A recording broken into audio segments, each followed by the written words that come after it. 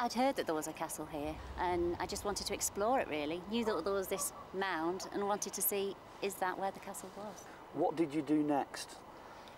Well, we went to the original documents. We went to John Ryland's library and explored some of the estate records that we were able to get hold of, going back to the 14th century and so forth. What sort of quantity of information did you generate from that? Because we do know from the documents that in 1347 there was a manor here surrounded by water, and in 1323 was the last reference to the castle. Yeah. So there is actually a depiction from the 1600s that shows the mound almost to the height of the hall. Yeah, well, there's the Harris paintings in the hall from 1750, of course, which show the mound as it was in the 1750, which of course a lot higher than it is now. We've actually scaled it up from the engravings.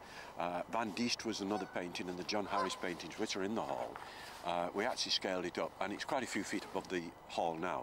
And on top of that would have been a tower 25 to 30 feet high, which would have been where the Lord, Dunham Massey, was his solar or his living place. Virtually nothing of this Norman fortification exists today. Many believe that Dunham Hall estate gradually grew up around this early Norman power base. Dunham Massey Hall was bequeathed to the National Trust in 1976 and contains some of Britain's most sumptuous Edwardian interiors.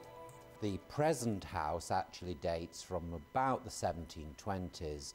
The park at Dunham is unique because it's a surviving example of the formal landscape that you found in the largely the 18th century that emanated in France and in Holland. Perhaps the finest treasure of Dunham Hall is one which was produced by a young man at the tender age of 19 who quickly became one of Britain's finest craftsmen. So our greatest treasure is the Grinling Gibbons carving in the library.